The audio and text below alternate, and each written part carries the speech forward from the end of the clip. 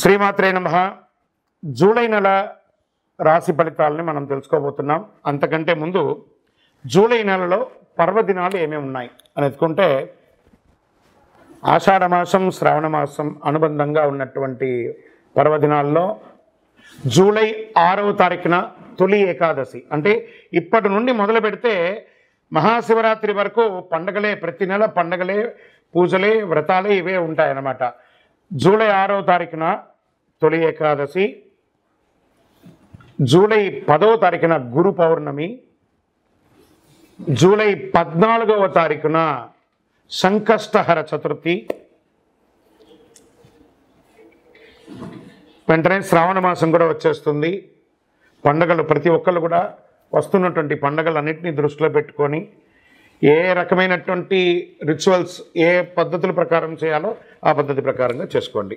ఈ జ్యోతిష్యం అనేది ప్రతి ఒక్కరికి కూడా నాకు ఈ నెల ఎలా ఉంటుంది, నాకు వ్యాపారం బాగుంటుందా, నాకు ఉద్యోగం బాగుంటుందా, నాకు వివాహం అవుతుందా, నేను రాజకీయాల్లో బాగుంటానా, నాకు సంతానం అవుతుందా, అందరికీ అన్ని రకాలైనటువంటి క్వశ్చన్స్ ఉన్నాయి కదా. వాటికి అన్నిటికీ ఈ నెల గోచార గ్రహస్థితులు ఎలా ఉందో కూడా చెప్తున్నాను. బాగా గుర్తుపెట్టుకోండి. జాతకం పడుతున్న వర్షానికి ఒక గొడుగు మాత్రమే, కానీ జాతకం జీవితం కాదు. ఈ నెల గ్రహస్థితులు: రవి జూలై 16 వరకు మిథునంలో ఉండి తర్వాత కర్కాటకంలోకి ప్రవేశిస్తున్నారు.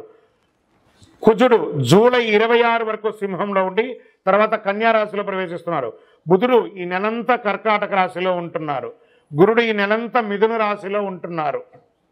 శుక్రుడు జూలై 24 వరకు వృషభ రాశిలో ఉండి తర్వాత మిథున రాశిలోకి ప్రవేశిస్తారు. శని ఈ నెలంతా మీనరాశి, రాహు ఈ నెలంతా కుంభరాశిలో ఉంటారు, కేతు ఈ నెలంతా సింహరాశిలో ఉంటారు.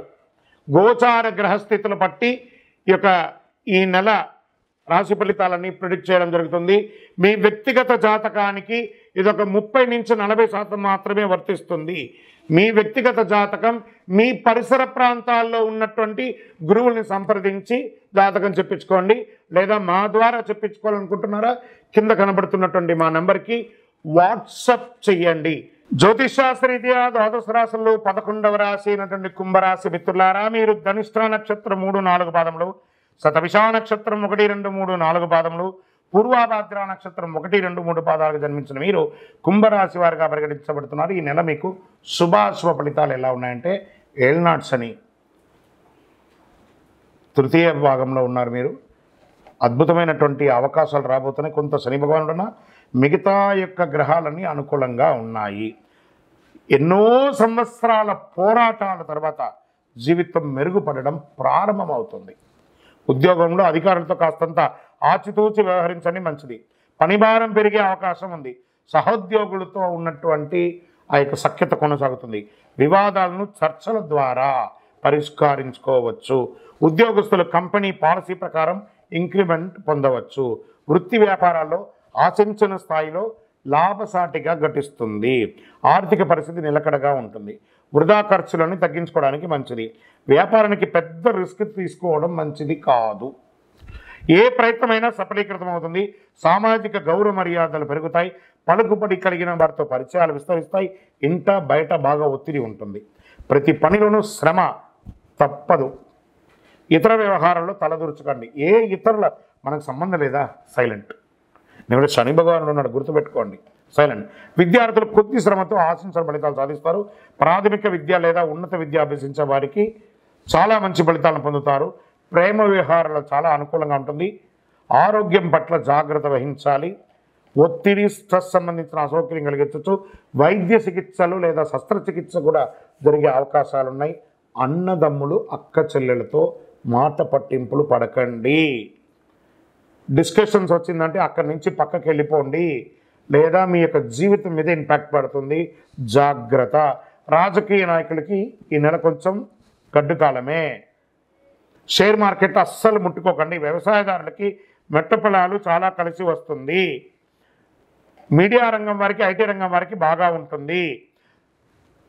చంద్రాష్టమం అని అంటే 1/7/2025 3:24 నుండి సాయంత్రం 4/7/2025 3:19 ఉదయం వరకు. మరియు చంద్రాష్టమం ఈ నెల మీకు కుంభరాశి మిత్రులారా 2 సార్లు ఉంది. 28/7/2025 12 గంటల నుండి 31/7/2025 11 గంటల 15 నిమిషాల వరకు చంద్రాష్టం ఉంది. ఈ నెల మీకు 2 సార్లు చంద్రాష్టం వస్తుంది. చాలా జాగ్రత్తగా ఉండాలి. ఆరోగ్యం పట్ల జాగ్రత్తగా ఉండాలి. నోరు అదుపులో ఉండాలి. సంతకాలు పెట్టేటప్పుడు జాగ్రత్తగా ఉండాలి. మరియు ఈ నెల మీకు అనుకూలమైనటువంటి రోజులు ఏదైనా ఉందంటే 6, 8, 9, 11, 14 తారీఖులు బాగుంటుంది. అదృష్టమైనటువంటి సంఖ్యలో 1, 7.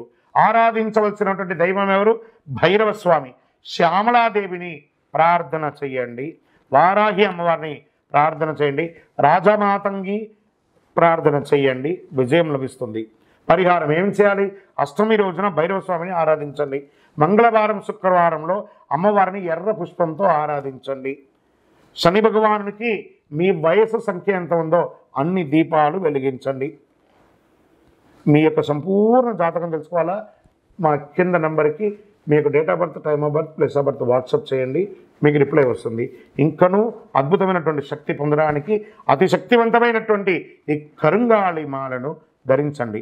48 రోజులు మన దేవాలయంలో పూజ చేసి చండీ సుదర్శన హోమాదులు చేసి ల్యాబ్ టెస్ట్ చేసి మరీ అందిస్తున్నాము.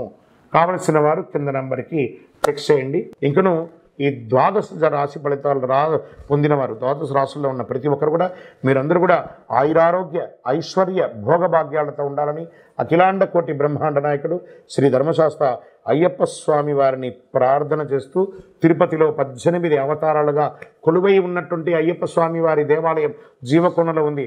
ఆ దేవాలయాన్ని వచ్చి దర్శనం చేసుకోండి. జీవితంలో భాగ్యం ఉంటేనే, రాసి పెట్టి ఉంటేనే ఆ దేవాలయంలో అడుగు పెట్టగలరు. ఆ దేవాలయంలో వచ్చి దర్శనం చేసుకోండి. అష్టైశ్వర్యాలు పొందండి. మీకోసం ఎప్పుడు ప్రార్థన చేస్తూ ఉంటాను. చంద్రమౌళి వెంకటేష్ శర్మ. వందే మాతరం, వందే మాతరం, వందే మాతరం. కరుంగాళి మాల. ఈరోజు ఎక్కడ చూసినా సమాజంలో కరుంగాళి మాలకు గురించి బాగా మాట్లాడుతున్నారు. ఇదేదో ఒక దేవాలయానికి సంబంధించింది కాదండి. ఎక్కడో తమిళనాడులో ఒక దేవాలయంలో అది తయారవుతుంది కానీ కాదు. ఇది వెస్టర్న్ ఘాట్స్లో తయారై కరుంగాళి కట్టే అంటారు. ఈ యొక్క మాల అద్భుతమైనటువంటి కట్ట, ఆ యొక్క కర్రతో తయారు చేసింది. చాలా అతి శక్తివంతమైనటువంటి ఈ యొక్క మాల. ఒకటిగా మాలగా తయారు చేస్తుంది. దాంట్లో ఒక రకమైనటువంటి శక్తి ఉంటుంది. కానీ దానికి శక్తిని ఇంకా కొంచెం పెంచడానికి ఒక 48 రోజులు పూజ చేసి సుదర్శన చండీ హోమాదులన్నీ కూడా చేసి దీనికి సంపుటి చేసి ఆరాధన చేసి ల్యాబ్ టెస్ట్ చేసి మరి సిద్ధంగా ఇస్తున్నాం. మరి ఈ యొక్క మాల వేసుకోవడం వల్ల మాకేమైనా మేలు జరుగుతుందంటే ఆరోగ్యం బాగుంటుంది, ఐశ్వర్యంగా ఉంటారు, ఏ విధమైనటువంటి నెగిటివ్స్ ఉన్నా కూడా తొలగిపోతుంది. మరి ఎప్పుడు వేసుకోవాలి ఈ మాల? మంగళవారాల్లో ధరించడం అనేది మంచిది. మరి మేము వేసుకున్న తర్వాత మేము ఎలా ఉండాలి?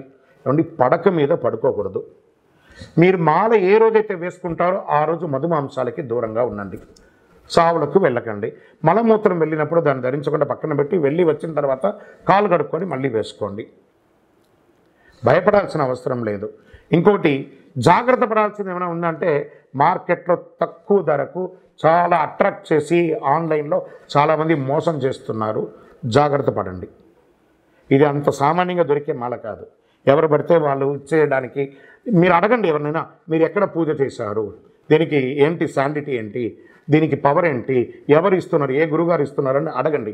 ఆ గురుగారి దగ్గర రీచ్ అయిన తర్వాత ఈ మాలను పొందండి. మళ్ళీ మాలను పొందిన తర్వాత మేమేం చేయాలి? అదొక క్వశ్చన్ ఉంటుంది. ఏమంటే ఇప్పుడు మీ ఫోన్ వాడుతున్నారు కదా, ఏదో ఒక కంపెనీ ఫోన్ వాడతారు. ఆ కంపెనీ వాడు ఛార్జర్తో సహా ఇచ్చేస్తాడు డబ్బులు పెట్టి.